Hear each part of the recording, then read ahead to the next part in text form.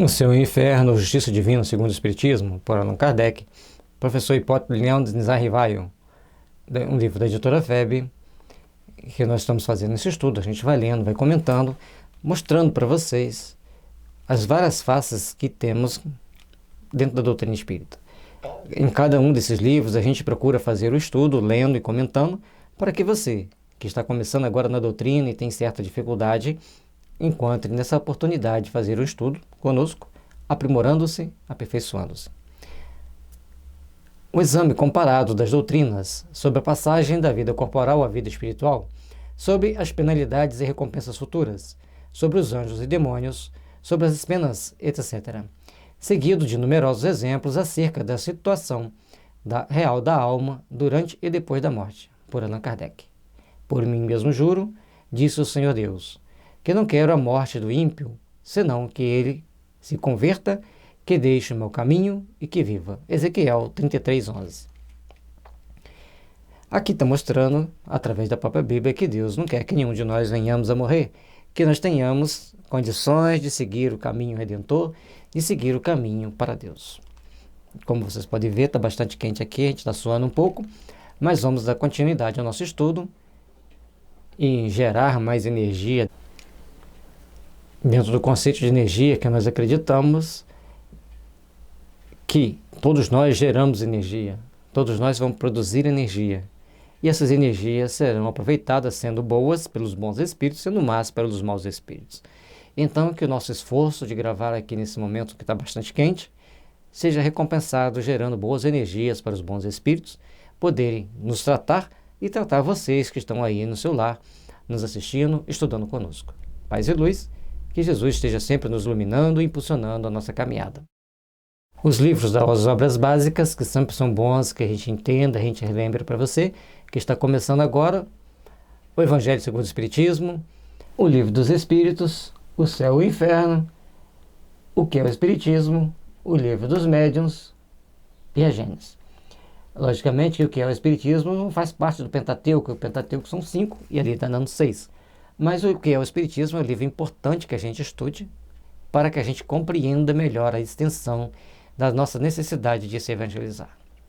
E o capítulo 5 é um capítulo dedicado aos suicidas, que procura esclarecer a esses nossos irmãos que já suicidaram, como que eles podem se recuperar, e aqueles que estejam, por acaso, estiverem pensando em suicídio, comecem a rever as suas posições, rever suas atitudes e seus atos.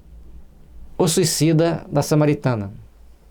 A 7 de abril de 1858, pelas 7 horas da noite, um homem de cerca de 50 anos e decentemente trajado apresentou-se no estabelecimento da Samaritana de Paris e mandou que lhe preparasse um banho. Decorrido cerca de 2 horas, o criado de serviço, admirado pelo silêncio do freguês, resolveu entrar em seu gabinete a fim de verificar o que ocorria. Então, Samaritana era um estabelecimento, provavelmente tipo um hotel. A pessoa chegou, ficou lá em silêncio agora. Essa questão de preparar um banho, que na época você tinha que esquentar a água, colocar na banheira, para que a pessoa pudesse tomar o banho. Não é igual hoje que a gente abre uma torneirinha. Deparou-se-lhe então um quadro horroroso. O infeliz degolara-se com uma navalha e todo o seu sangue misturava-se à água da banheira. E como a identidade do suicida não pôde ser averiguada, foi o cadáver removido para o necrotério. Além do mais, não tinha documento que mostrasse quem era ele. Coisa que no mundo atual você não pode entrar num hotel sem se identificar. Naquela época, talvez nem existisse documentos conforme existe atualmente. Invocação. Resposta do guia do médium. Esperai, ele aí está. Onde vos achais hoje? Não sei, dizei-mo. Estais numa reunião de pessoas que estudam o Espiritismo e que são benévolas para convosco. Dizei-me se vivo, pois este ambiente me sufoca.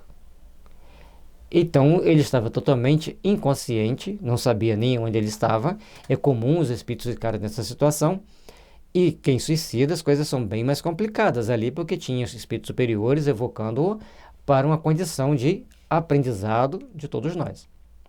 Nota, só a alma, posto que é separada do corpo, está ainda completamente imersa no que poderia chamar-se de o turbilhão da matéria corporal.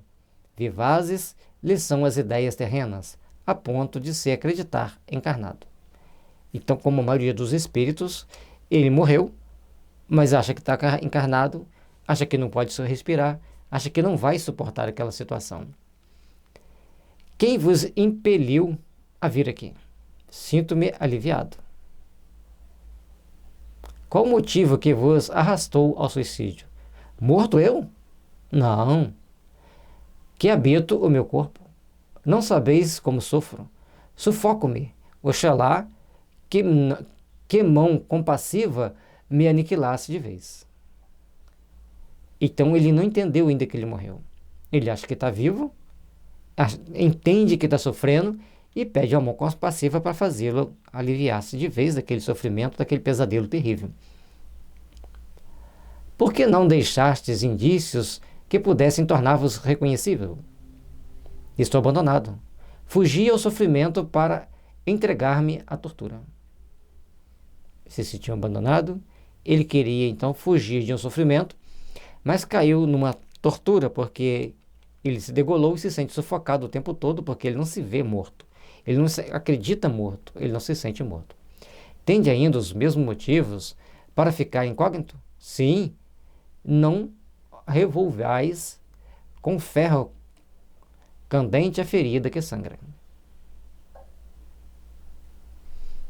Ele está pedindo então para deixá-lo no anonimato, porque, como ele diz ali, um ferro candente na ferida que sangra. Não vamos mexer nisso. Aí vai ficando cada vez mais curioso, mas por que ele está escondendo tanto assim de quem ele é? Podereis dar-nos o vosso nome, idade, profissão e domicílio? Absolutamente não. Tinhas famílias, mulher e filhos? Era um desprezado, ninguém me amava.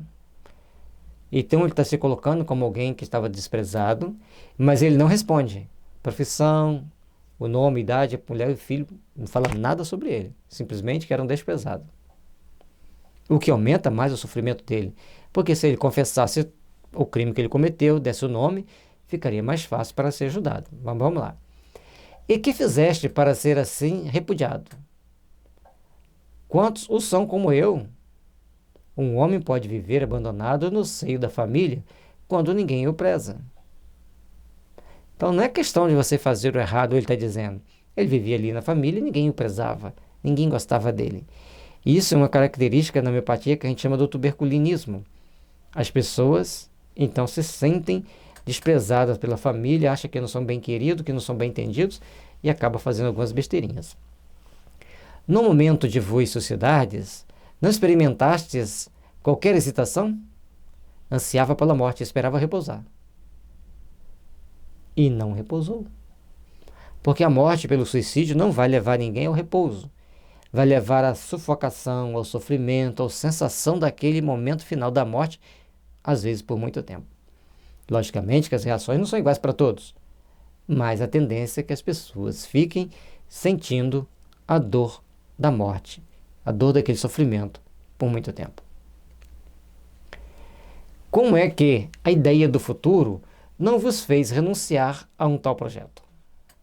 Não acreditava nele? Absolutamente. Era um desiludido. O futuro é a esperança. E aí, gente, que é importante que a gente comece a entender, refletir, pensar. À medida que a gente começa a enxergar o horizonte, vislumbrar o horizonte, nós começamos então a repensar a vida, a repensar nossos sentimentos, a repensar nossa postura frente à vida. E é por isso que precisamos começar então a procurar entender quem somos nós, como nós estamos e onde precisamos chegar e onde vamos realmente chegar. Porque quando a gente começa a achar que não tem mais nenhum futuro, que não existe mais um futuro para nos consolar, para nos impulsionar para Deus, para nos fazer melhor, nós acabamos criando os nossos próprios sofrimentos, as nossas próprias amarguras de uma forma mais tenaz, de uma forma mais perigosa, porque a gente tem que saber amar e saber que existe um futuro. Só eles nos darão um rumo a seguir com mais determinação e coragem. E lembrando que sempre que você acredita no futuro, você tem esperança. Que reflexões vos ocorrem ao sentirdes a extinção da vida? Não refleti, senti. Mas a vida não se me extinguiu. Minha alma está ligada ao corpo. Sinto os vermes a corroer em mim. Essa situação é que incomoda ainda mais os coitados dos suicidas. Porque como ele não cumpriu o tempo dele, e não são todos que é assim, não cumpriu o tempo dele, ele vai ter que ficar preso àquele corpo, até que seja cumprido, ou até que profundas reflexões o liberte daquela situação, ou espíritos superiores orem por ele e vão socorrê-lo e vão ampará-lo. Então tem sempre um jogo de força, e o que é mais importante e necessário é que a gente vá fazer orações por esse espírito, por essa pessoa. Que sensação experimentastes no momento decisivo da morte? Pois ela se completou? Então, ele não sente que morreu. Ele sente que o corpo está apodrecendo, que os vermes estão comendo, mas ele não sente que a morte completou. Por quê? Não tinha a espiritualização necessária, acreditava que era nada e acabou caindo em situação muito delicada. Foi doloroso o momento em que a vida se vos extinguiu? Menos doloroso que depois. Só o corpo sofreu. Então, no momento da morte, para ele ali não tinha problema, o corpo estava sofrendo. O problema foi o depois dele tomar consciência do que ele tinha feito. E isso é uma característica. Lógico, gente, que a gente não está condenando aqui as pessoas que suicidaram.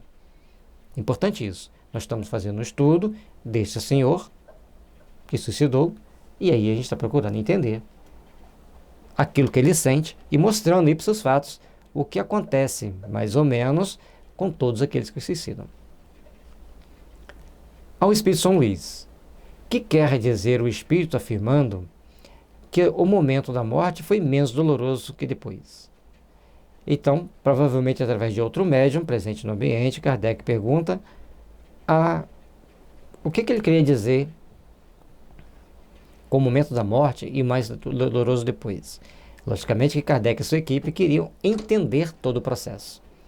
E eles respondem: o espírito desencarnou, ou melhor, o espírito descarregou o fardo que o oprimia. Ele ressentia a volúpia da dor. Então, na hora que ele saiu daquele corpo, porque o corpo vai chegar um momento que não vai ter mais como o espírito ficar ligado a ele, porque não respira, não pensa, entra naquele estado de morte. Então, naquele momento, ele se desliga do corpo, conforme diz São Luís, do fato que o oprimia. Tal estado sobrevém sempre no suicídio? Sim, o espírito do suicida fica ligado ao corpo até o termo dessa vida. A morte natural é a libertação da vida. O suicídio a rompe por completo. É o que a gente explicou antes. Então, se o espírito desencarna naturalmente pelos processos da vida, ele é libertado para a vida. Quando ele sai pelo suicídio, ele vai ficar preso até completar aquele tempo. Então o cara suicidou aos 30, ia viver até os 90, vai ficar 60 preso ao corpo? Às vezes sim, às vezes não. A misericórdia sempre vai prevalecer, mas não vamos arriscar botar a cabeça na guilhotina para ver como que é a situação, certo? Dar-se-á ao mesmo nas mortes acidentais, embora involuntárias, mas que que abreviam a existência? Não. Que entendeis por suicídio? O espírito só responde pelos seus atos. Então, se você suicida, propriamente dito, suicida pela intenção de suicidar, você vai responder pelos seus atos. Por outro lado, aquele que sofre um acidente, que toma um tiro, que passa por uma situação difícil, ele vai responder perante o tribunal da sua consciência pelos atos que ele cometeu até aquele momento da morte, desde que a morte seja um ato involuntário dele. Por isso a importância da gente saber se portar bem vigilante perante os fatos que acontecem na nossa vida, para a gente não cair na tentação de fazer uma besteira tão grande como o suicídio. Nota: esta dúvida da morte é muito comum nas pessoas recentemente desencarnadas, e principalmente naquelas que, durante a vida, não elevam a alma acima da matéria. É um fenômeno que parece singular à primeira vista, mas que se explica naturalmente. Se há um indivíduo pela primeira vez sonambulizado, perguntarmos se dorme, ele responderá quase sempre que não.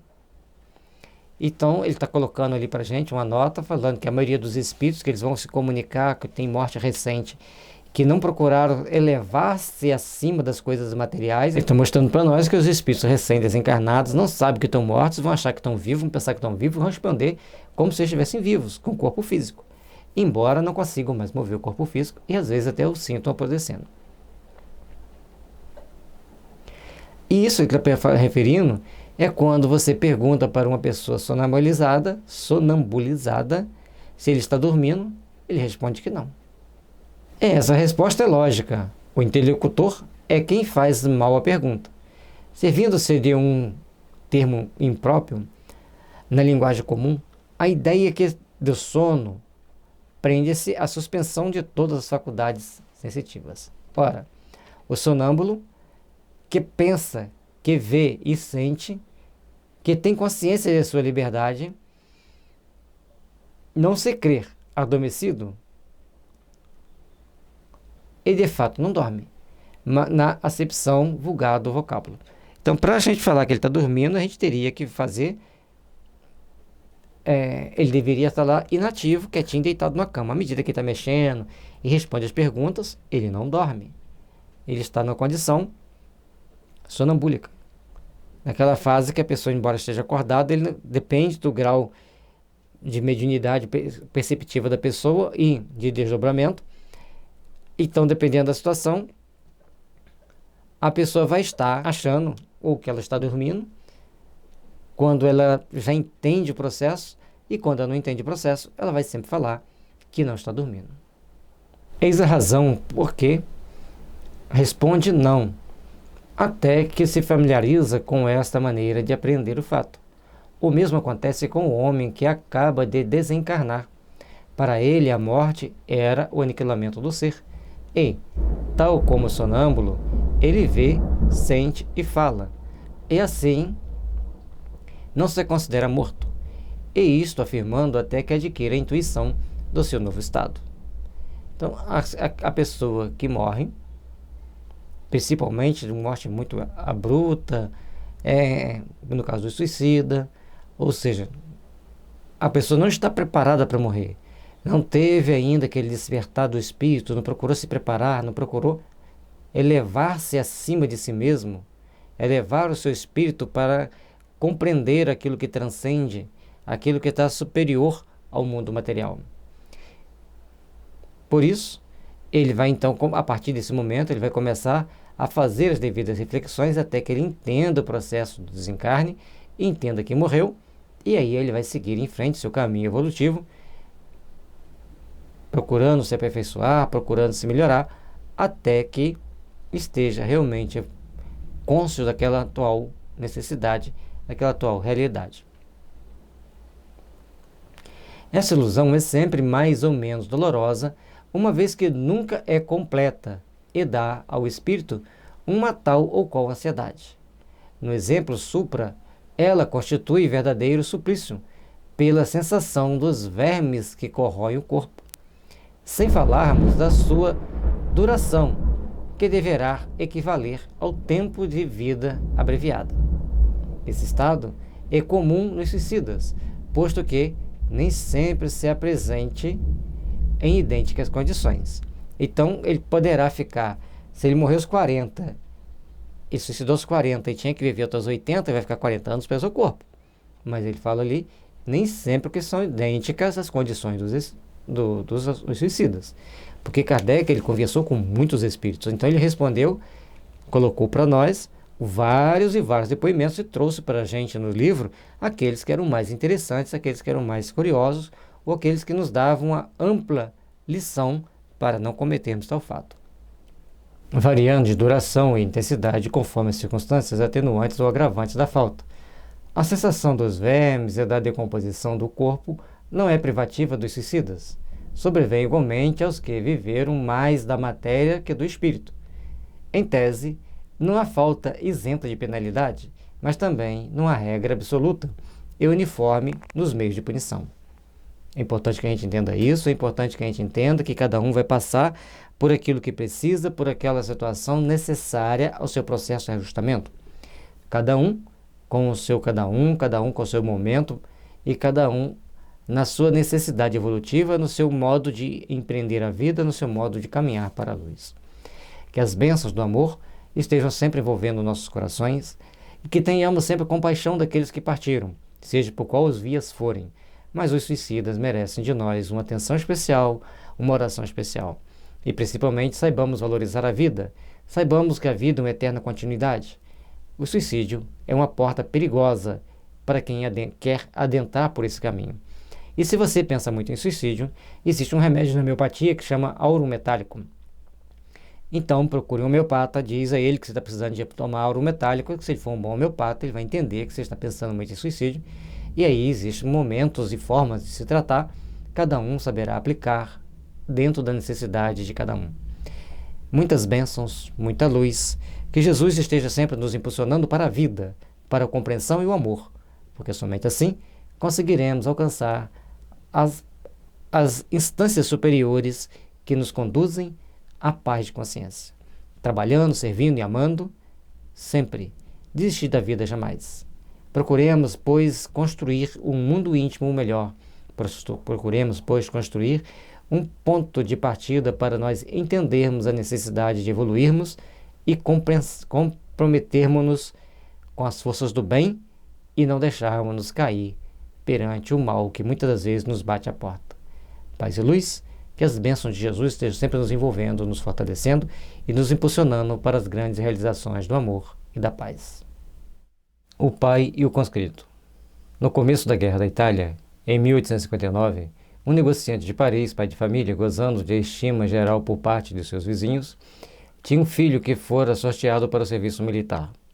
Impossibilitado de o eximir de tal serviço, ocorreu-lhe a ideia de suicidar-se, a fim de o isentar do mesmo, como filho único de mulher viúva. Um ano mais tarde, foi evocado na Sociedade de Paris a pedido de pessoa que o conhecera, desejosa de certificar-se da sua sorte no mundo espiritual.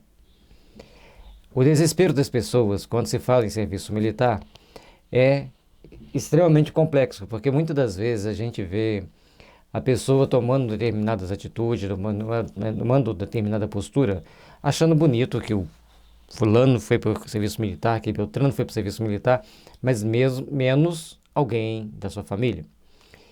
E quando vai alguém da sua família, às vezes as pessoas ficam semi-loucas com medo de uma guerra que às vezes nunca acontece. E quando a gente estava com 16, 17 anos, a gente falando sobre o serviço militar, uma mãe ficou desesperada na possibilidade do filho ter que se alistar. E ela falava com lágrimas nos olhos, ele não pode servir, se tiver uma guerra ele vai morrer. E falava aquilo repetidamente. O filho ficou meio traumatizado e depois, numa aula de técnicas agrícolas, esse jovem, ao saber que ia faltar comida no mundo, segundo a palavra do professor, ele ficou meio desnorteado. E a partir dali, ele foi tomando uma série de atitudes que não foram muito boas para o seu progresso, para ele depois no decorrer da vida, como uma pessoa adulta. Então, muitas das vezes, a gente não tem aquela postura firme, de convicta, de fé em Deus. Porque se estivermos aqui para as Forças Armadas e se tiver uma guerra, às vezes aquele que está lá treinado vai para entrar na guerra, vai sair com as sequelas naturais de uma guerra. Mas aquele outro que vem bem depois, foi pego num sorteio, foi convocado para ir para o serviço militar às pressas, talvez aquele vai sucumbir. Talvez, sempre talvez. Então nós temos que estar sempre atentos e acreditarmos mais em Deus, termos mais fé, para não tomarmos atitude tempestiva.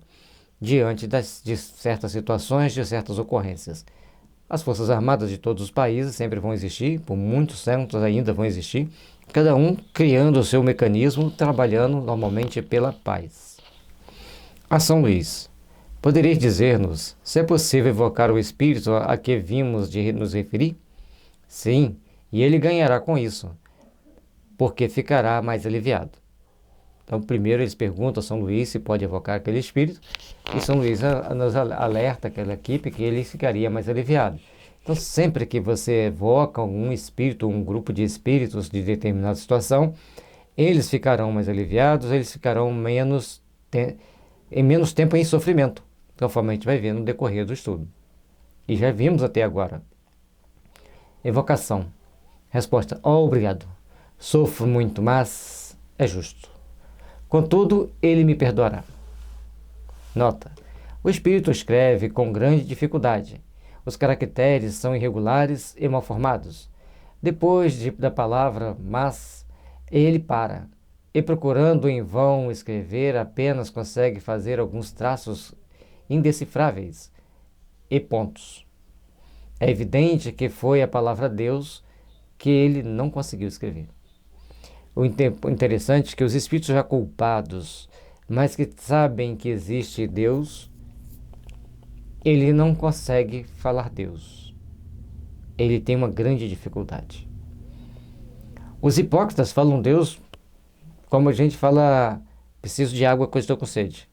Mas aqueles que já são mais conscientes das suas responsabilidades, estão com a consciência culpada, têm uma dificuldade de falar Deus. E nós, que aqui estamos, precisamos começar a refletir sobre como nos portarmos diante de determinadas situações e quanto é importante treinarmos falar Deus. Para falar Deus com amor, falar Deus com respeito. Tende bondade de preencher a lacuna com a palavra que deixaste de escrever? Sou indigno de escrevê-la. Então a culpa que ele tinha era tão grande que ele acha que ele não é digno de escrever Deus. Assim como muitos têm muita dificuldade de falar Deus, falar Jesus. Às vezes a gente está numa reunião mediúnica, aí chega aquele espírito para se comunicar, ele está visivelmente com alguma dificuldade, a gente vai falar, vai se dirigir a ele, vai procurar mostrar para ele que ele precisa de falar Jesus ou falar Deus. Eles têm uma grande barreira em falar, porque a partir do momento que esses espíritos das trevas ou espíritos que estão em sofrimento, muito sofrimento, se ele falar Deus ou falar Jesus, ele já não é aceito mais naquele grupo, ele não pode voltar mais para aquele grupo. Então os médiuns têm que treinar sempre a falar Deus, Jesus, para ajudar na recuperação desses espíritos. Conforme a gente vai vendo, a grande dificuldade que eles têm de se referir a Deus ou a Jesus. Disseste que sofreis. Compreendei que fizeste muito mal em vos suicidar, mas o motivo que vos acarretou esse ato não provocou qualquer indulgência? A punição será menos longa, mas nem por isso a ação deixará de ser má. Tinha um motivo, teoricamente justo pela condição de sofrimento que ele estava naquele momento, mas a ação dele ficou caracterizada como uma ação má. Podereis descrever-nos essa punição? Sofro duplamente, na alma e no corpo, e sofro neste último, conquanto não possua, como sofre o operado, a falta de um membro amputado. Ele sentia o corpo físico sofrendo, embora não tivesse mais o corpo físico. Essa é uma grande sensação que a maioria dos suicidas experimentam. Eles sentem que o corpo faz falta, sentem que o corpo que ele existe, mas sabe que ele não existe. Eles querem o corpo, mas não sabem que não tem condições de recuperar, e sentem apodrecer aquele corpo. Normalmente é uma condição muito comum entre os suicidas. E ali, ele não tem um corpo, mas sofre as dores do corpo. Aí ele lembra, assim como um amputado sente as dores daquele membro amputado. Para quem não sabe, existe esse sintoma, né? dor no coto, aquela parte que cortou. A pessoa tinha uma ferida na mão, cortou no punho, sente ainda a dor da mão, embora a mão não exista fisicamente, mas ela existe energeticamente e as sensações estão lá, atormentando. A realização do vosso suicídio teve por causa unicamente a exerção do vosso filho, ou concorreram para ele outras razões.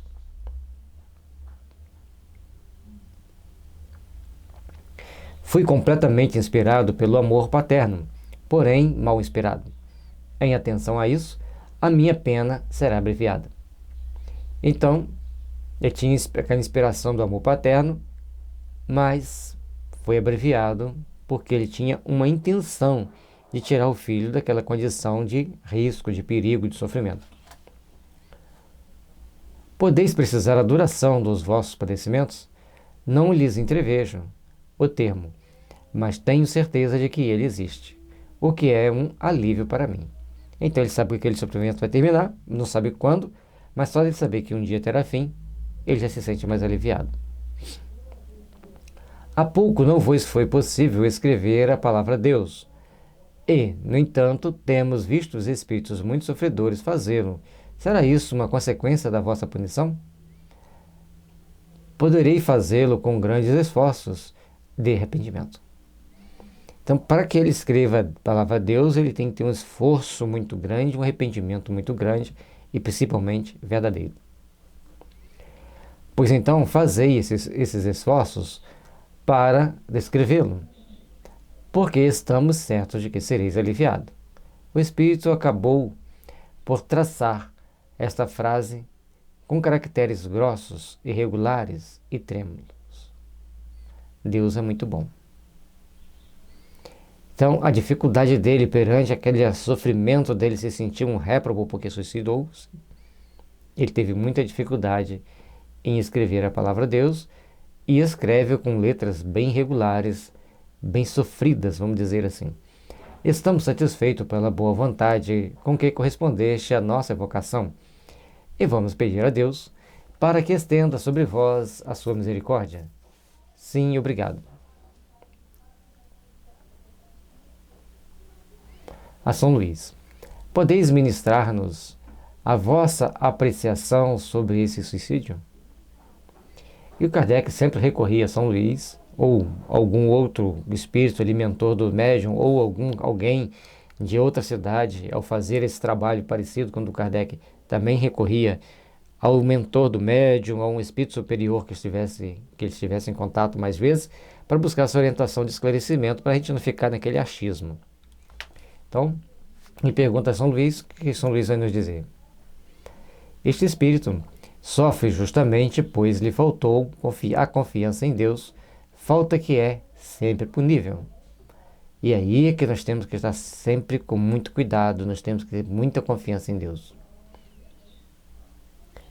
A punição seria maior e mais duradoura se não houvera, como atenuante, o motivo louvável de evitar que o filho se expusesse à morte na guerra. Deus, que é justo e vê o fundo dos corações, não o pune, senão de acordo com suas obras.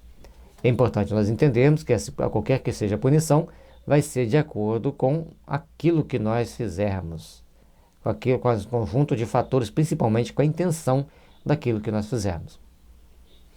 Daquilo que nós vamos fazer de acordo com a nossa intenção, será o resultado.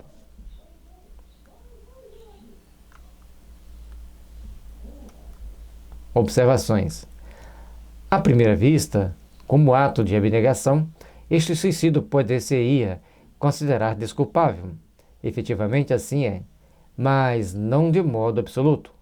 A esse homem faltou a confiança em Deus.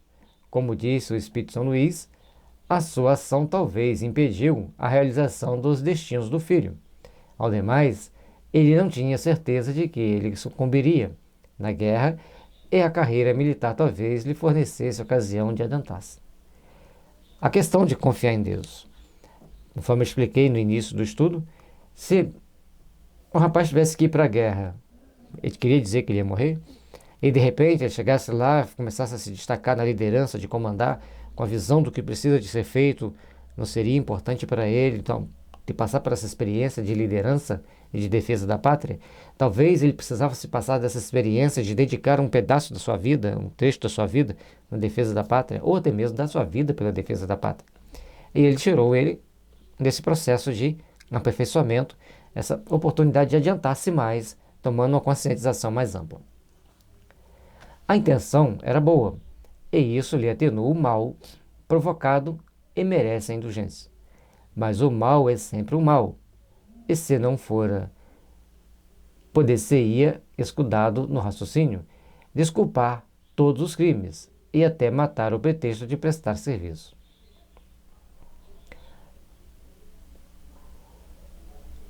Então, o mal é sempre o mal.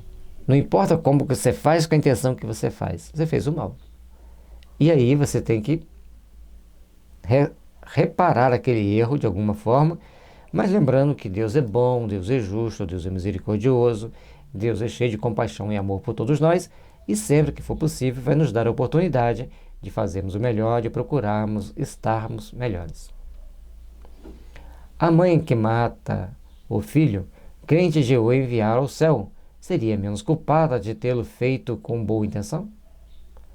Aí está o sistema que chegaria a justificar todos os crimes cometidos pelo cego fanatismo das guerras religiosas. Então, os crimes, qualquer que seja, principalmente das guerras religiosas, a gente tem que prestar atenção, porque todos têm que procurar fazer por onde respeitar a vida, respeitar as leis e respeitar os padrões evolutivos de cada um de nós.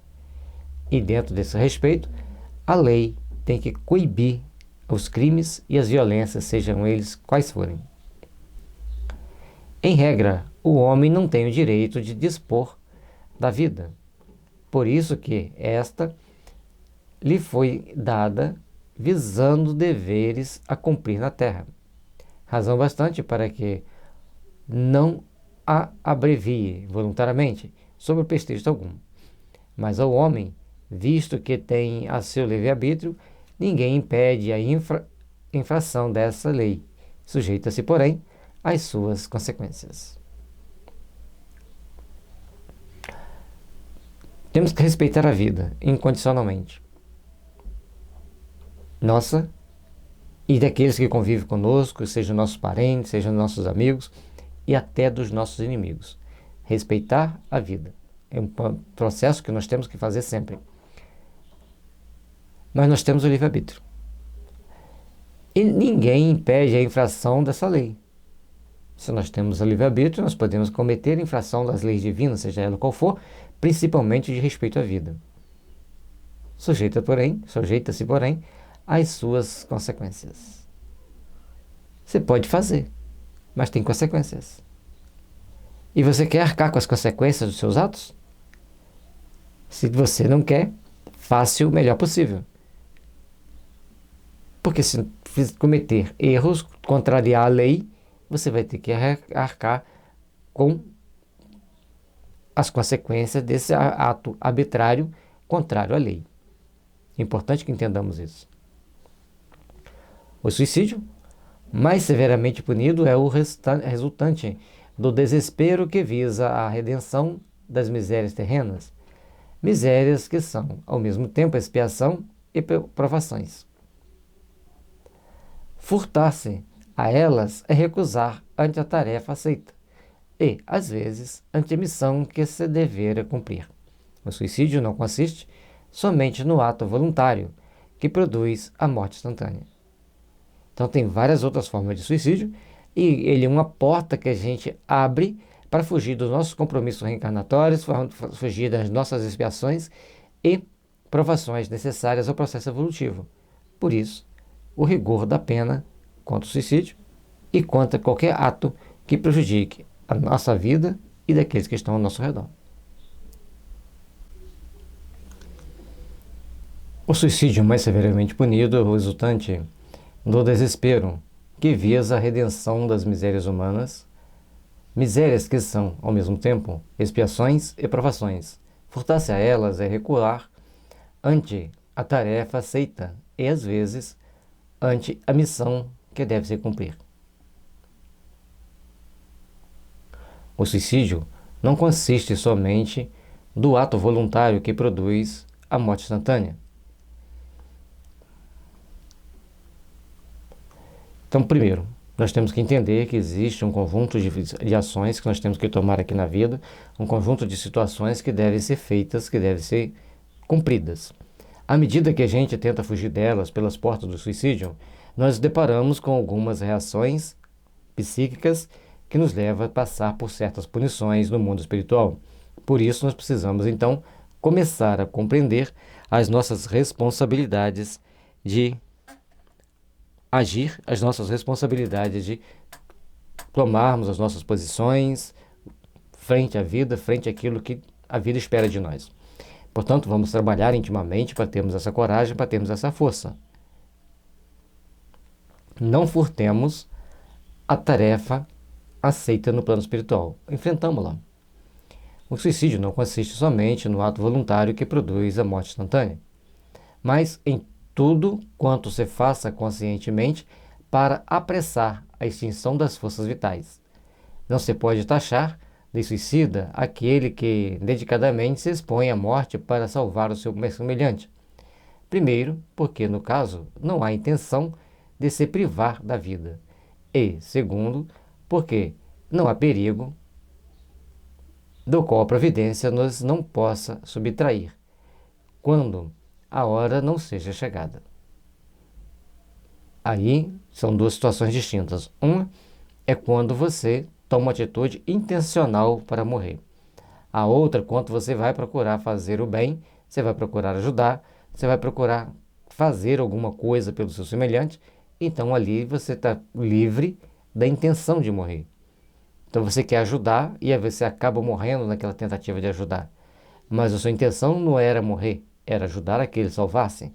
Então isso tem um peso diferente e isso vai ter uma condição e um condicionamento também diferente. Precisamos entender que cada oportunidade da vida deve ser aproveitada para fazer o bem, para construirmos um mundo melhor. A morte, em tais circunstâncias, é sacrifício meritório, como ato de abnegação em proveito de outrem.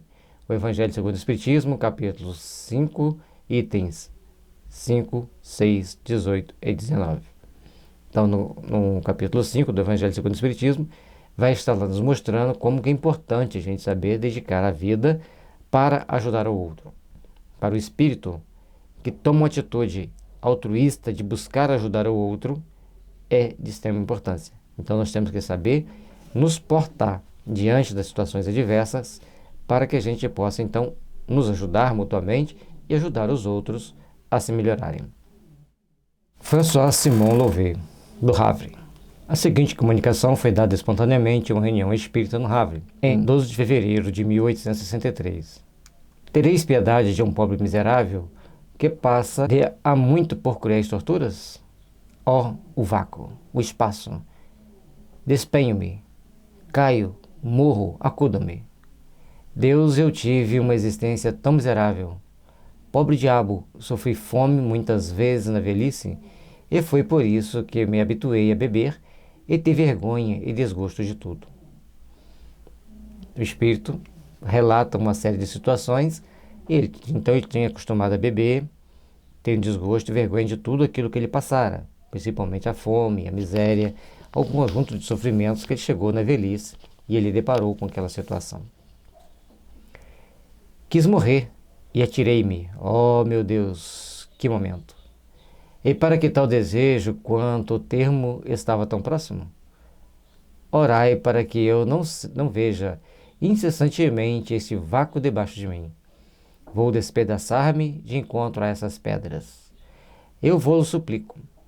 A vós que conheceis as misérias dos que não mais pertencem a esse mundo, não me conheceis, mas eu sofro tanto.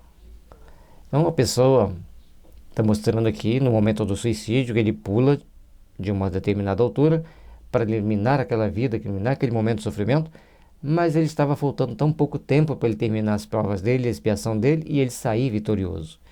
Mas, naquele momento, ele toma uma atitude extrema, uma atitude que deixa sequelas, deixa marca em sua vida. Para que mais provas sofro? Não será isso bastante? Se eu tiver a fome, em vez deste sofrimento mais terrível e, aliás, imperceptível para vós, não vacilaríeis em aliviar-me com uma migalha de pão, pois eu vos peço que oreis por mim. Não posso permanecer por mais tempo neste estado. Perguntai a qualquer desses felizes que aí estão, e sabereis quem fui. Orai por mim. François Simon Louvet. Então, a todo momento ele vê aquele momento que ele está despencando, ele vê o momento que ele vai bater nas pedras, que ele vai se despedaçar. Ele assiste, o tormento dele é assistir a sua morte. Assistir o momento que ele vai caminhando para o sofrimento. E aí ele pede ajuda, para que nas orações levem alívio a ele, leve alívio àquele espírito. O guia do médium. Esse que acaba de se dirigir a vós foi um pobre infeliz que tivera na terra a prova da miséria. Vencido pelo desgosto, faltou-lhe a coragem e, em vez de olhar para o céu como devia, entregou-se à embriaguez. Desceu aos extremos últimos do desespero, pondo termo à sua triste provação. Atirou-se da Torre Francisco I, no dia 22 de julho de 1857. Quantas pessoas estão em sofrimento pelas ruas? Quantas pessoas estão caminhando vagamente à procura de um pedaço de pão? E às vezes, para saciar a fome ou para enganar a sensação de fome, optam pelo álcool. Para saírem daquele processo de tristeza, de angústia, de vergonha, de desespero, optam até por outras drogas mais fortes do que o álcool. Mas não vai tirar-lhe da realidade. Ele vai continuar naquele processo que acaba sendo um suicídio lento. E a nossa sociedade tem que começar a olhar para esses nossos irmãos com outros olhos. Ver o que nós podemos fazer, que tipo de ajuda nós podemos oferecer, que tipo de sentimento nós carregamos no nosso coração para que esses nossos irmãos possam ser beneficiados, possam ser ajudados, possam ser amparados. Para que não aconteça de ser mais uma mente irradiando dor e sofrimento no plano espiritual. Tende piedade de sua pobre alma, que não é adiantada, mas que lobriga da vida futura o bastante para sofrer e desejar uma reparação. Rogai a Deus, lhe conceda essa graça, e com isso tereis feito obra meritória. Então ele pede a Deus que lhe dê a graça de passar, de ajudá-lo a sair daquela situação, daquele momento de desespero, aliviar o sofrimento, porque aquilo ali vai ser meritório para quem faz a oração e também para ele, que começa a despertar para uma nova realidade. Lembrando que ficar no plano espiritual em sofrimento extremo é até a tomada de consciência. Tomou consciência, liberta-se para novas etapas de aprendizado reparadores. Buscando-se informes a respeito, encontrou-se no jornal do Havre, de 23 de julho de 1857, a seguinte notícia local. Ontem, às 4 horas da tarde, os transeuntes do cais foram dolorosamente impressionados por um horrível acidente. Um homem atirou-se da torre, vindo a despedaçar-se sobre as pedras. Era um velho puxador de sirga, cujo pendor a embriaguez o arrastara ao suicídio. Chamava François Victor Simon Louvet. O corpo foi transportado para a casa de uma de suas filhas, à rua de La Cordaille. Tinha 67 anos de idade. Fica o convite para reflexão. Mantenhamos-nos firmes das nossas provações, mantenhamos firmes da confiança em Deus, mantenhamos firmes da confiança na bondade daqueles que circulam em torno de nós, porque certamente teremos as ajudas necessárias ao processo de reparação de nós mesmos, para o processo de evolução, para o processo de crescimento espiritual. Nota: 6 anos fazia que esse homem morrera, e ele se via ainda cair da torre, despedaçando-se nas pedras. Aterra-o o vácuo. Horroriza-o a perspectiva da queda. E isso há 6 anos. Quanto tempo durará tal estado? Ele não sabe, e essa incerteza lhe aumenta a angústia. Isso não equivale ao inferno com suas chamas? Quem revelou e inventou tais castigos? Então cada um vive o seu inferno. Aquele ali, o trauma dele parado no tempo foi o da queda. E aí, ele toma uma série de atitudes, ele fica reclamando, mas o que ele precisava é de prece. Como ele não conseguia fazer as preces, ele pedia a prece para o grupo, para que o ajudasse a se libertar daquela situação. E um detalhe importante, antigamente, nem missa póstuma fazia-se para essas pessoas. E no meio protestante não se faz nenhum culto, nenhuma oração por quem já morreu. Ficando assim a situação daquele espírito bem mais complicada. Pois são os próprios padecentes que nos vêm descrever, como outros o fazem das suas alegrias, e fazem-no muitas vezes espontaneamente sem que neles se pense, o que exclui toda a hipótese de sermos nós o joguete da própria imaginação. Os espíritos vêm, contam a situação que eles estão, contam a situação que eles estão vivenciando, falam-nos do seu sofrimento, das suas dores, das suas angústias, eles mesmos nos mostrando a necessidade de nós tomarmos uma nova postura de vida, uma nova tomada de compreensão da vida após a morte, porque somente assim seremos e estaremos melhores do que somos, do que estamos. Trabalhemos, pois, para sermos melhores, trabalhemos, pois, para sermos bons e consigamos construir uma manhã de luz e de fraternidade ao longo da nossa vida. E o Kardec deixa claro ali, se eles vêm espontaneamente passar a mensagem, coisa que a gente nem estava pensando, e espíritos que a gente nem lembrava, então não é criação da nossa imaginação. Existe um fator externo, existe um espírito passando aquela informação pelos mecanismos apropriados à mediunidade da pessoa e as possibilidades do meio onde eles estão, porque toda comunicação mediúnica é resultado do espírito, do meio e do médium. Paz e luz, que Jesus nos abençoe e nos envolva. Em março de 1865, o senhor MC, negociante em pequena cidade nos arredores de Paris, tinha em sua casa gravemente enfermo o filho mais velho dos seus filhos, que contava 21 anos de idade. Este moço, prevendo o desenlace, chamou sua mãe e teve forças ainda de abraçá-la. Esta, intervendo, vertendo copiosas lágrimas, disse-lhe. Então o jovem, sabendo que ia morrer, prevendo o fim, vai lá despedir da mãe. E ela lhe diz: vai, meu filho, precede-me, que não tardaria a seguir-te. Dito isso, retirou-se, escondendo o rosto entre as mãos. A questão de não aceitar a morte é uma questão muito séria para a humanidade. Todos nós temos essa dificuldade, todos nós temos esse transtorno conosco de não querer aceitar a morte, não querer sempre manter vivo uma coisa que não vai ser mantida viva. O corpo vai morrer, é natural, o corpo morre. As pessoas presentes a essa cena desoladora consideravam simples expressão de dor as palavras da senhora C, dor que o tempo acalmaria. Morto ou doente, procuraram-na por toda a casa e foram encontrá-la enforcada em um celeiro. O enterro do suicida foi justamente feito com o do filho, evocação deste muitos dias depois do fato. Então o jovem morreu, despediu mesmo, morreu, mas a mãe saiu e foi enforcar-se para ir junto com o filho. Vamos ver o que aconteceu?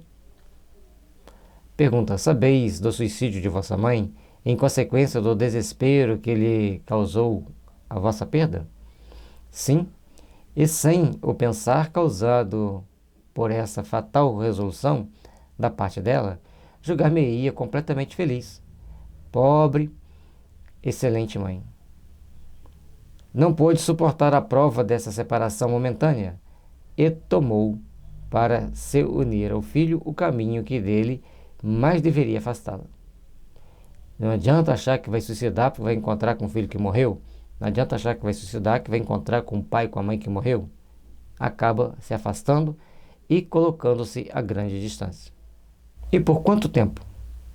Assim retardou imediatamente uma união que, Tão pronta teria sido se sua alma se conformasse submissa às vontades do Senhor.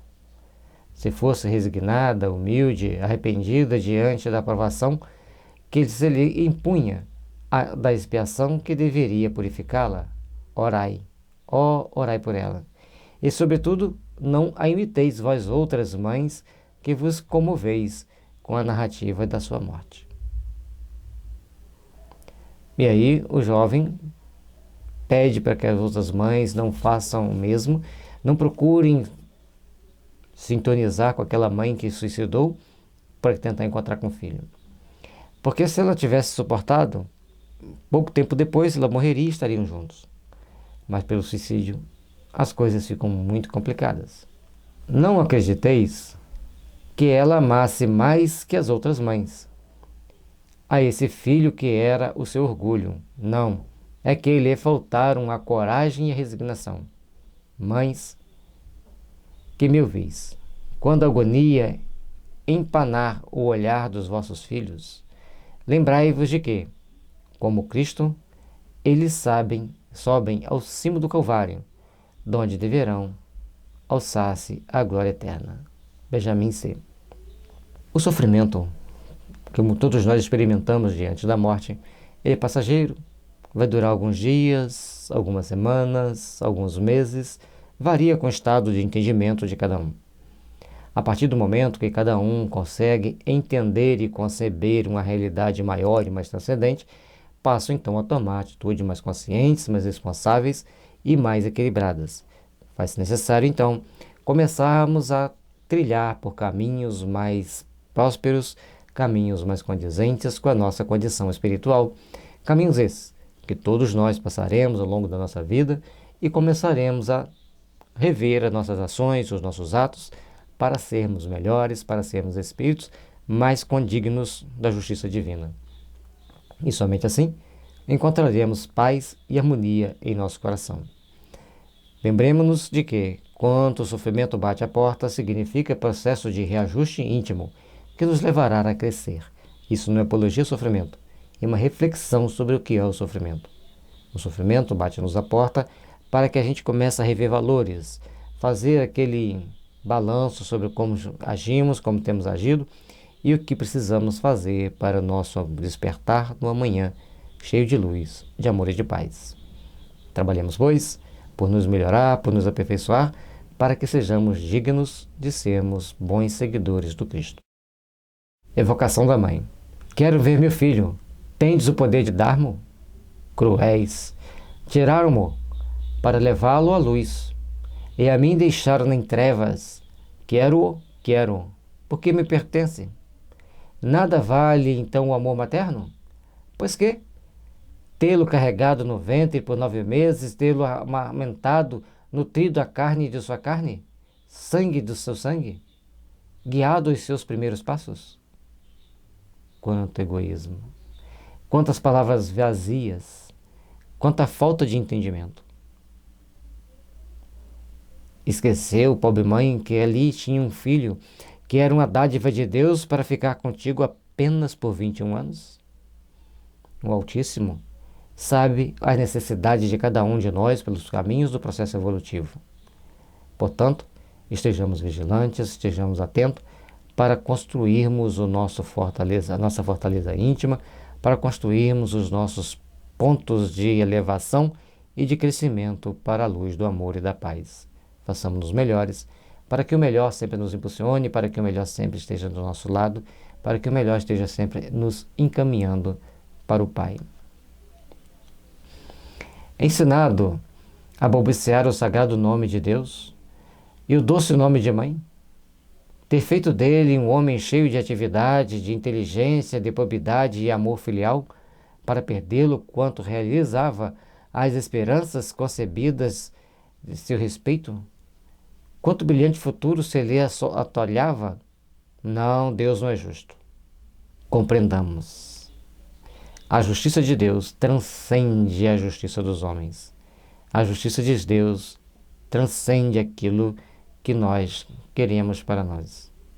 Precisamos, pois, começarmos a traçar novos rumos, Precisamos, pois, traçar novos caminhos, colocar em prática os melhores sentimentos e olhar com rumo firme para os objetivos a ser alcançado nas luzes do amor infinito.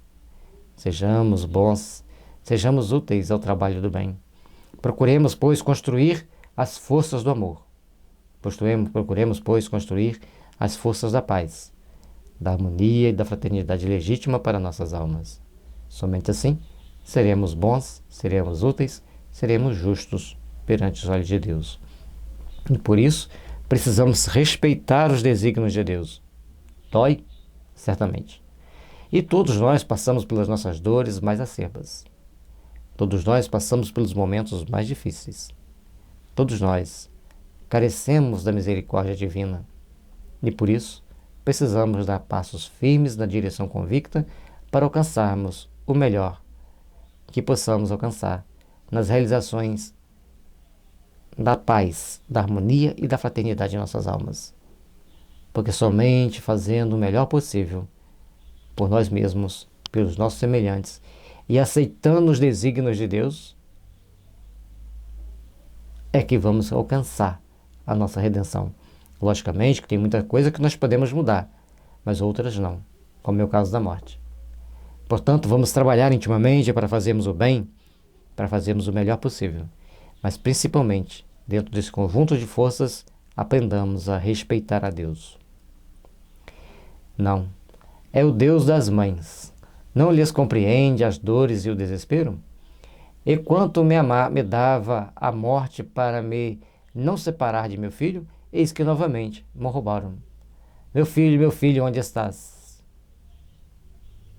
A porta do suicídio nos leva ao sofrimento, às trevas da ignorância. Não é a treva de ficar num quarto fechado escuro? Mesmo diante da luz, o espírito não consegue ver a luz, não consegue ver a iluminação reinante no ambiente. Está preso nas trevas do seu egoísmo, na sua arrogância. Evocador. Pobre mãe, compartilhamos a vossa dor. Buscaste, no entanto, um triste recurso para vos reunirdes ao vosso filho. O suicídio é um crime aos olhos de Deus, e deveis saber que Deus pune toda infração das suas leis. A ausência do vosso filho é a vossa punição. Cada um passa por uma punição, cada um passa por uma provação, cada um passa por uma situação de rever a si mesmo, de tomar atitudes e posturas para crescer intimamente. A dessa mãe foi de não ver o filho, até que se arrependesse e começasse a respeitar a Deus. Ela, não. Eu julgava Deus melhor que os homens. Não acreditava no seu inferno, porém cria na reunião das almas que amaram como nós nos amávamos. Enganei-me. Deus não é justo nem bom. Por isso que não compreende a grandeza da minha dor como do meu amor.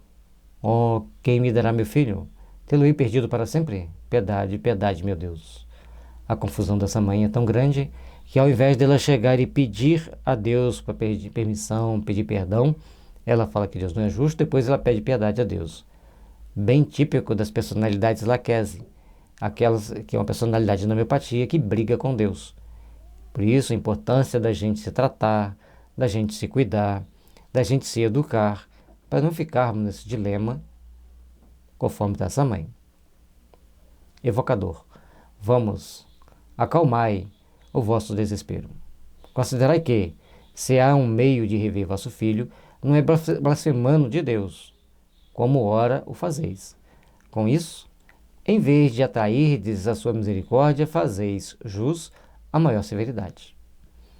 Portanto, nesse momento de desespero, de tristeza, é necessário centrarmos, pedir piedade a Deus, pedir forças a Deus, pedir perdão a Deus e não blasfemar como a Deus. Se a gente blasfemar contra Deus, nós vamos ficar cada vez mais distante daquele objetivo. Ela, disseram-me que não mais o tornaria a ver, e compreendi que o haviam levado ao paraíso. E eu estarei, acaso, no inferno? No inferno das mães? Ele existe demais, o vejo.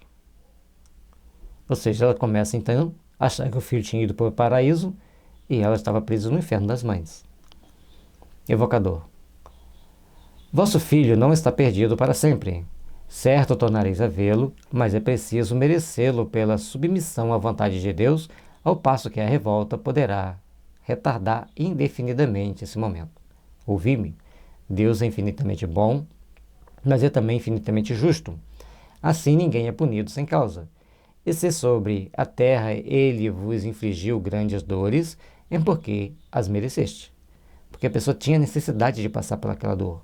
É uma necessidade de se adaptar às leis divinas, ser submisso às leis divinas, porque todos aqueles, o que partiu, como os que ficaram, tinha uma tarefa a cumprir e passar por um aprendizado dentro desse conjunto de fatores.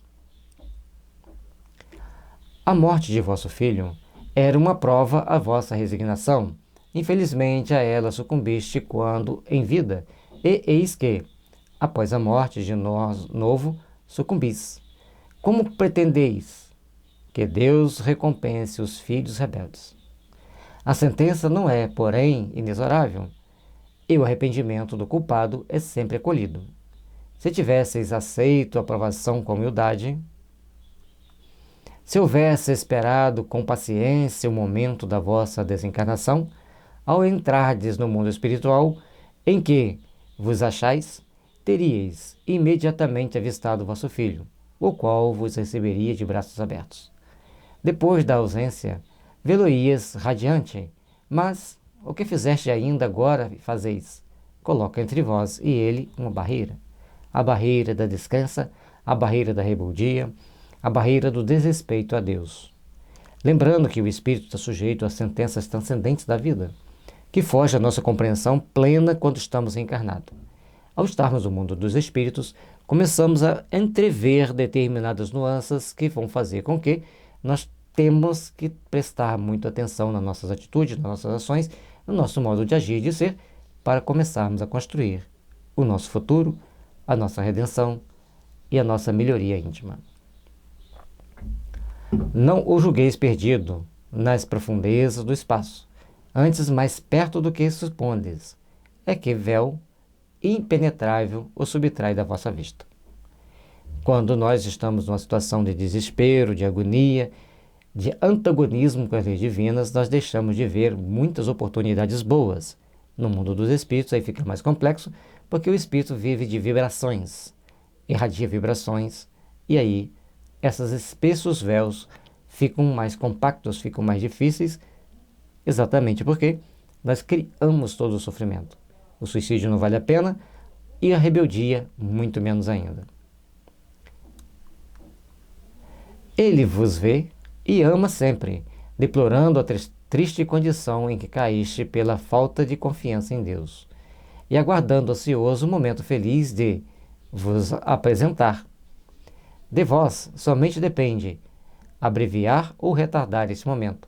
Orai a Deus e dizei comigo: meu Deus, perdoai-me o ter duvidado da vossa justiça e bondade. Se me puniste, reconheço tê-lo merecido. Dignai-vos de aceitar meu arrependimento e submissão à sua santa vontade. Vamos repetir a oração? Meu Deus, perdoai-me o ter duvidado da vossa justiça e bondade. Se me puniste, reconheço tê-lo merecido. Dignai-vos aceitar meu arrependimento e submissão à vossa santa vontade. A oração sempre lenifica a alma. A oração sempre lenifica o coração que sofre. A oração sempre traz um bálsamo para a compreensão superior. E em qualquer momento, em qualquer circunstância da nossa vida, a oração é um grande conselheiro, é um grande caminho. E naquele momento de desespero a gente só fala assim: ai meu Deus, tenha piedade de mim. Ó Jesus, acende essa luz. São tópicos importantes para o nosso aprimoramento, para o nosso crescimento. Ela, que luz de esperança capaz de fazer despontar na minha alma. É como relâmpago em a noite que me cerca. Obrigada, vou orar a Deus. A partir do momento que ela entende a necessidade de fazer as orações, a partir do momento que ela entende a necessidade de se redimir, começa-se então um novo patamar de caminhada. Nota: a morte, mesmo pelo suicídio, não produz neste espírito a ilusão de se julgar ainda vivo. Ele apresenta-se consciente do seu estado. É que, para outros, o castigo consiste naquela ilusão, pelos laços que o prendem ao corpo. Esta mulher quis deixar a terra para seguir o filho na outra vida. Era, pois, necessário que soubesse aí está realmente. Então, cada um passa pela sua punição, cada um passa pelo seu momento, e no caso ela sabia que estava morta, tinha consciência de que estava morta, mas não podia ver o filho. Essa era-lhe a punição. Na certeza da desencarnação, no conhecimento exato da sua situação, assim é que cada falta é punida de acordo com as circunstâncias que a determinam, e que não há punição uniformes para as faltas do mesmo gênero. É importante compreendermos cada pessoa de um jeito, cada pessoa reage de uma forma, cada falta cometida, cada situação cometida, cada situação tomada, cada ação tomada, traz para nós uma necessidade de reparação, e Deus, na sua justiça e sabedoria, deixa em cada espírito a fonte da sua reparação, da sua expiação, da sua aprovação para o seu crescimento espiritual. É por isso que nós temos que manter firmes na vontade de viver, respeitando sempre as leis divinas, buscando compreender os momentos difíceis. E não tomarmos atitudes precipitadas, não tomarmos atitudes que venham nos prejudicar o caminho evolutivo. Procuremos, pois, fazer o melhor para que o melhor nos impulsione, para que o melhor faça na nossa vida uma eterna luz que nos iluminará o caminho no plano espiritual, na busca da nossa redenção, da nossa ascensão. E o suicídio é uma porta que se abre para as trevas, é uma porta que se abre para o sofrimento, porta a qual devemos procurar evitar a todo custo. Mas se por acaso alguém, nosso conhecido, da nossa família, tiver adentrado por esse caminho, a doutrina espírita abre uma grande janela para nós levarmos luz a essas pessoas. A oração e leituras como essa que vai esclarecer o espírito que deve ser submisso à vontade de Deus. Luz e paz, que o amor divino esteja sempre brilhando em nossos corações, nos iluminando e nos abençoando para toda a eternidade. Que Jesus nos abençoe e nos ilumine, hoje, agora e sempre. Duplo suicídio, por amor e por dever. É de um jornal de 3 de junho de 1862 a seguinte narrativa. A jovem Palmire, modista, residindo com seus pais, era dotada de aparência encantadora e de caráter afável. Por isso era também muito requestada a sua mão. Jovem, bonita, inteligente, educada, muitos, logicamente, queriam casar com ela. Naquele tempo, as pessoas sempre procuravam casar com as meninas bem prendadas.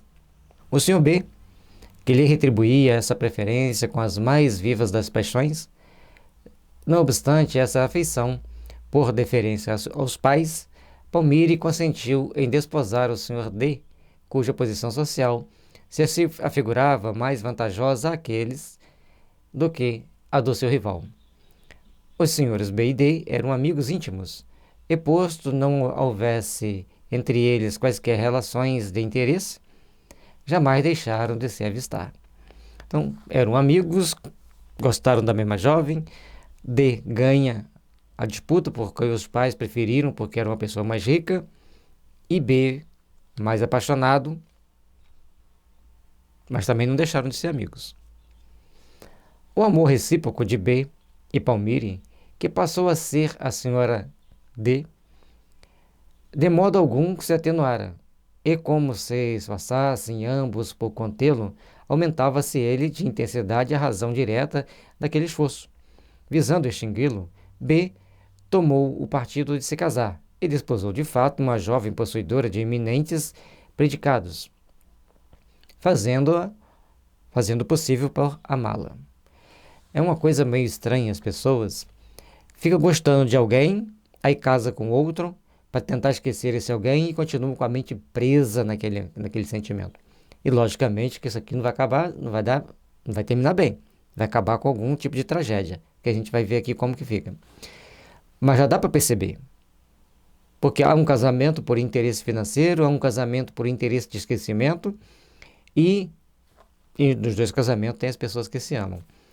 E às vezes eu me pergunto, será que esses casais não casaram com as esposas trocadas ou com os maridos trocados, se B casasse com essa Palmire e D casasse com essa outra pessoa, não seriam mais felizes? Mas as pessoas sempre criam esse problema esquisito. E que Hahnemann chamou de pissora, aquela paixão recolhida, aquele sentimento que nós temos escondido conosco, que às vezes nem gostamos de falar sobre ele. E isso traz e sempre trouxe para a humanidade grandes transtornos, grandes problemas. Cedo, contudo, percebeu que esse meio heróico lhe fora inútil a cura. Decorreram 4 anos sem que B ou a senhora D faltassem aos seus deveres. 4 anos depois, iam caminhando com a sua vida, sempre com responsabilidade, seguindo o seu procedimento natural, sem nenhum problema. O que padeceram só eles sabem, pois D, que estimava deveras seu amigo, atraiu-o sempre ao seu lar, insistindo para que nele ficasse quanto tentava retirar-se. É uma outra situação perigosa, a questão de amigos na casa do outro. Eu vi, às vezes, uma reportagem sobre a Suécia, que lá não se convida um amigo para ir na casa. Se você convidar alguém para ir na sua casa, você vai ser mal visto, vai ser né? A pessoa vai te olhar de lado. Porque o comum lá é você encontrar em local público e na sua casa você não recebe visita. Todos certamente têm seu motivo, a gente não pode criticar. O hábito das pessoas de amigo para cá, amigo para lá, entrando na mesma casa, tem sempre dado alguns probleminhas. Então nós temos que ter cuidado. Se a gente não tem força moral suficiente para controlar nossas tendências ou nossos impulsos, que saibamos nos privar de determinadas situações de risco para nós mesmos. Porque muitas das vezes o que está correndo risco é o espírito. Aproximados um dia por circunstâncias fortuitas e independentes da própria vontade, os 2 amantes deram-se ciência do mal que os torturava e acharam que a morte era, no caso, o único remédio que se lhes deparava. Assentaram que se suicidariam juntamente. No dia seguinte, em que o Sr. D estaria ausente de casa mais prolongadamente. Olha a que ponto chega o desequilíbrio das pessoas. Olha o ponto que chega essas situações da pessoa não dominar-se a si mesma, não dominar seus impulsos. Logicamente que nós temos que ter muito cuidado com aqueles impulsos que nascem no fundo da alma, porque vai ser difícil ser tratado. Mas eles podem ser equilibrados, controlados, educados. Feitos os últimos aprestos, escreveram longa e tocante missiva, explicando a causa da sua resolução, para não prevaricarem. Esta carta terminava pedindo que lhes perdoassem e, mais, para serem enterrados na mesma sepultura.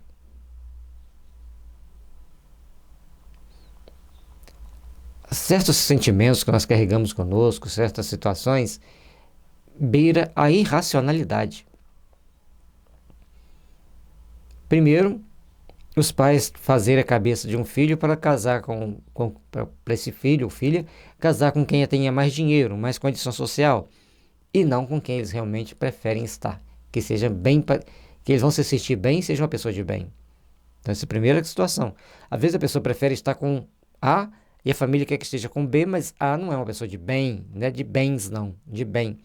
Isso nós temos que prestar atenção. Isso nós temos que nos educar, nós temos que nos conter. Então, de regresso à casa, o Sr. D encontrou-os asfixiados. Respeitou-lhes os últimos desejos e, assim, não consentiu fossem os corpos separados no cemitério. Sendo esta ocorrência submetida à Sociedade de Paris, como assunto de estudo, um espírito respondeu. E aí, saiu no jornal, toda a sociedade toma conhecimento dos fatos. E o interessante, o Sr. D foi de uma grandeza espiritual muito grande. É uma atitude extremamente bela que ele tomou. E certamente isso vai contar para ele no mundo espiritual, em futuras reencarnações. E muito provavelmente os 2 foram recebidos por ele como filhos. Não tem aqui o relato, mas a gente deduz a situação. Os 2 amantes suicidas não vos podem responder ainda. Vejo-os imersos na perturbação e aterrorizados pelas perspectivas da eternidade. As consequências morais da falta cometida lhes pesarão por migrações sucessivas durante as quais suas almas separadas se buscarão incessantemente, sujeitas ao duplo suplício de se pressentirem e desejarem em vão. E aí começa a questão de educação. A partir desse momento, eles não podem se comunicar, que estão extremamente perturbados, e o cuidado que a espiritualidade tem de não dar muitas asas para a imaginação das pessoas aqui na Terra. Então tem um rigor, eles vão se buscar, vão procurar sempre estar perto, mas não vão saber onde eles vão estar. Eu já tinha sugerido que eles fossem filhos desse Senhor D. Provavelmente assim, em uma reencarnação mais distante, em outra época. Mas ali, naquele momento, eles teriam que ficar distantes, se pressentindo, mas não se aproximando. Completa a expiação, ficaram reunidos para sempre. Completa a expiação, ficarão reunidos para sempre no seio do amor eterno. Dentro de 8 dias, na próxima sessão, podereis evocá-los. Eles, pois, virão sem se avistarem, porque profundas trevas os separarão por muito tempo. Então, precisava de 8 dias para eles se comunicarem, mas eles não iam poder se ver, não iam poder se encontrar, e eles teriam que tomar determinadas posições, determinada postura, de se auto-ajudarem, de se auto-educarem, de se auto-trabalharem para o bem deles mesmos. Evocação da suicida. Vedes o vosso amante com o qual vos suicidastes? Nada vejo, nem mesmo os espíritos que comigo erram neste mundo. Que noite, que noite! E que véu espesso me circunda a fronte. Então ela não vê nada, ela só sabe que tem espíritos com ela, ela sabe que ela está num local de sofrimento, mas que sensação experimentastes ao despertar no outro mundo? Singular. Tinha frio e escaldava. Tinha gelo nas veias e fogo na fronte. Coisa estranha, conjunto inaudito. Fogo e gelo pareciam consumir-me. E eu julgava que ia sucumbir uma segunda vez. Então, o espírito que suicida, ele passa por situações das mais extremas, das mais esquisitas, mais estranhas possíveis. Como a gente vê aqui, e já vimos em outros suicidas, cada um passando pela sua expiação, necessário o seu processo evolutivo, necessário o seu processo de autoeducação do espírito.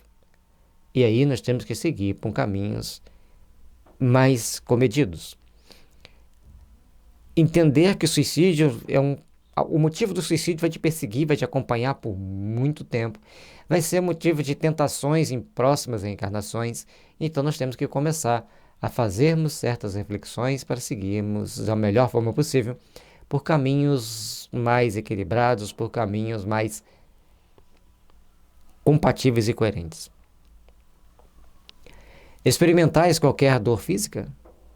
Todo o meu sofrimento reside aqui. O que quereis dizer aqui e aqui? Aqui no meu cérebro, aqui no meu coração. É provável que, visível, o espírito levasse a mão na cabeça e ao coração. Então, é uma observação que Kardec faz, ela fala aqui e aqui, porque ela estava provavelmente colocando a mão na cabeça e no coração para mostrar onde estava o problema. Como eles não estavam vendo, perguntaram e a pessoa responde. O espírito responde, né? Acreditais que na perenidade dessa situação? Oh, sempre, sempre. Ouço as vozes, risos infernais, vozes horrendas que bradam. Sempre assim. Então, os suicidas, além de tudo, sofrimento que eles passam das sensações, ainda tem essas vozes que tentam fazê-lo acreditar numa grande eternidade. Pois bem, podemos com segurança dizer-vos que nem sempre assim será. Pelo arrependimento obtereis o perdão. Que dizeis? Não ouço. E aí ela se fecha para ouvir a palavra-chave para aliviar o sofrimento dela. Arrependimento e perdão. Repetimos que os vossos sofrimentos terão termo, que o podereis abreviar pelo arrependimento, sendo-vos possível auxiliar-vos com a prece. Não ouvi além de sons confusos, mais que uma palavra, essa palavra é graça.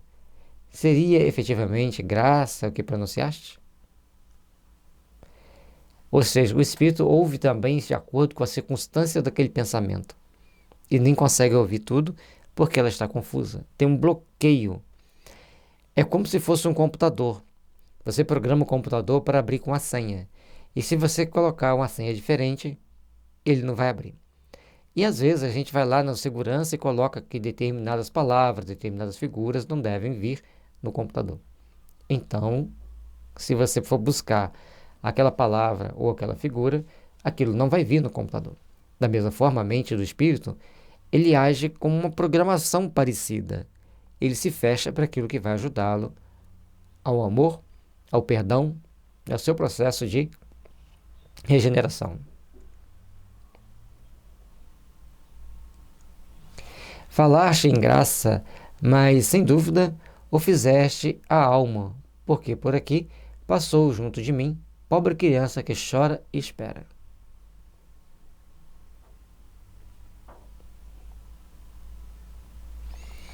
Então, além dela não ouvir aquela palavra que tinha falado, e ela percebe uma criança passando por perto dela, chorando, espera. Uma senhora presente à reunião declarou que fizera fervorosa prece pela infeliz, o que, sem dúvida, a comoveu, e que, de fato, mentalmente, havia implorado em seu favor a graça de Deus. As pessoas não falaram com ela, mas quando a outra pensava assim, que Deus enviasse-lhe suas graças para ela, então ela ouviu aquele sentimento daquela prece sobre a graça. Interessante. A voz, ela não ouviu, mas o pensamento falando da graça, ela ouviu. Disseste estar em trevas e nada ouvir. É-me permitido ouvir algumas das vossas palavras, mas o que vejo é apenas um crepe negro, no qual, de vez em quando, se desenha um semblante que chora.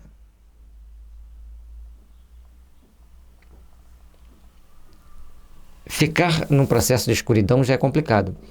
Ainda mais aparecendo um semblante chorando de vez em quando, deve ser muito desagradável, deve ser muito triste para o espírito. Mais uma vez, que ele aqui está sem o avistardes, nem sequer vos apercebais da presença do vosso amante? Ah, não me faleis dele, devo esquecê-lo, presentemente para que do crepe se extinga a imagem retratada. Então, se ela pensa no senhor B, que também suicidou junto com ela, aparecia naquele crepe negro uma imagem chorando.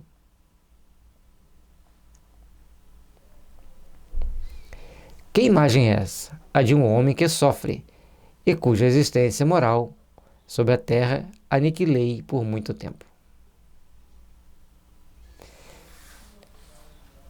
Além do mais, ainda tem esse fator obsessivo. Provavelmente essa pessoa que chora e ela fez ela passar por um sofrimento por muito tempo, seria um espírito obsessor? Vamos ver. Nota. Na leitura dessa narrativa, logo se depreende haver neste suicídio circunstâncias atenuantes encarado como ato heróico provocado pelo cumprimento do dever. Então, realmente é respeitável. Eles não queriam ter uma relação de amantes um com o outro, eles queriam respeitar o casamento de um e de outro, mas não se suportavam ver aquele sentimento crescendo cada vez mais, aquele desejo um pelo outro.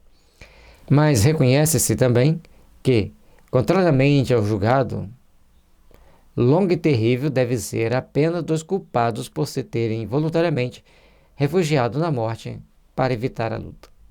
Porque, como espírito consciente, eles tinham que saber que eles deveriam ser amigos, deveriam viver como irmãos, companheiros, mas não deveriam ter esse desejo um pelo outro.